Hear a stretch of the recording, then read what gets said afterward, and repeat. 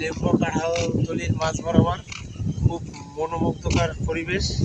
কৃষক হাল চাষ করতেছে। জমির দুই পাশ থেকে রাস্তা, খুব সুন্দর একটা রাস্তা। ঠিক আছে, যেদিকে চাকায় শুধু সবুজ আর সবুজ। খুব ভালো লাগে, মাঝে মাঝে এদিকে আসা উচিত।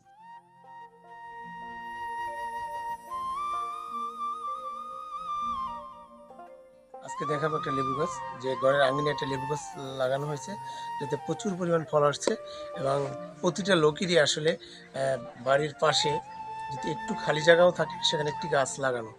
দর্শক দেখাই কিরকম ফলন আসছে, চলুন দেখি।